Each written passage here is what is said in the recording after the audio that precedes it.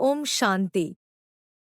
बाबा ने इस मुरली में खुशी, हैप्पीनेस के बारे में बहुत गहरा और प्यारा संदेश दिया है। बाबा हमें याद दिलाते हैं कि सच्ची और स्थायी खुशी सिर्फ ईश्वरीय पढ़ाई और परमात्मा की स्मृति से आती है।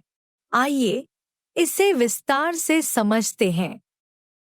एक खुशी का वास्तविक स्रोत बाबा समझाते हैं कि सबसे बड़ी खुशी यह है कि स्वयं भगवान हमें पढ़ा रहे हैं।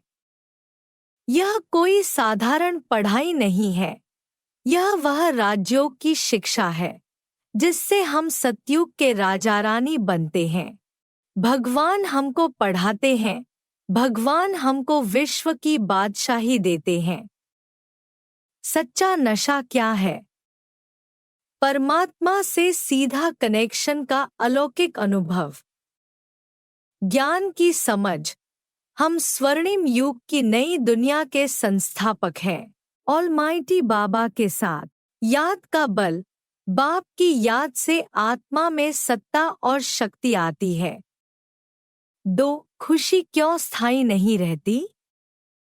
बाबा ने कहा कि बहुत बच्चों को खुशी चढ़ती ही नहीं, और जिनको चढ़ती है वह स्थायी नहीं रहती। माया बीच में आकर याद को कमजोर कर देती है, जिससे खुशी का नशा टूट जाता है। स्थायी वह याद ठहरती नहीं है। हम बाप के बने हैं, बाप हमको पढ़ाते हैं, यह बुद्धि में टिकता नहीं।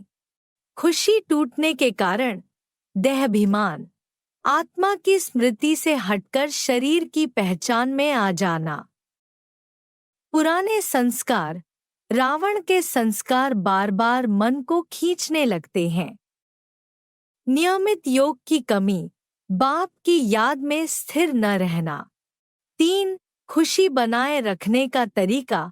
बाबा ने खुशी को स्थायी बनाने के लिए व्यावहारिक सुझाव भी दिए हैं। बाबा कहते हैं कि अगर खुशी नहीं टिकती तो गीत 4 से 5 बार सुनो, यानी ज्ञान की पॉइंट्स को बार बार मन में दोहराओ। बाप ने समझाया है, ऐसे गीत 4 से 5 बार सुनो। खुशी बनाए रखने की प्रैक्टिस, स्मृति का अभ्यास, बार बार दोहराना, मैं आत्मा हूँ, मैं शिव बाबा की संतान हूँ। ज्ञान मंथन, मुरली की मुख्य पॉइंट्स को लिखकर हर घंटे दोहराना। योग बल, अमृतवेले और रात को सोने से पहले बाप की शांति और आनंद की शक्ति को महसूस करना। 4. क्यों खुशी सबसे जरूरी है? बाबा ने कहा कि खुशी ही पुरुषार्थ की रफ्तार बढ़ाती है।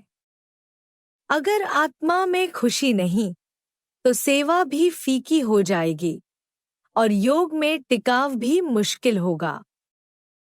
जिस्मानी पढ़ाई में बच्चों को खुशी रहती है, यहाँ वालों को उतनी खुशी नहीं रहती, जबकि यहाँ तो बाप स्वयं पढ़ाते हैं।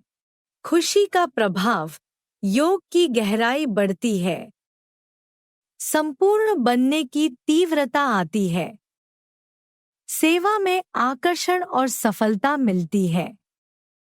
5. निष्कर्ष, खुशी ही उड़ान की शक्ति है। खुशी स्थायी बनेगी जब हम हर पल बाप की याद में रहेंगे और ज्ञान को दिल से अपनाएंगे। खुशी कोई बाहरी चीज नहीं है, यह आत्मा की मूल अवस्था है जिसे हम बाप के ज्ञान और योग से जागृत करते हैं। बाप पढ़ाते हैं और फिर विश्व का मालिक बनाते हैं। इससे बड़ी खुशी की बात क्या हो सकती है?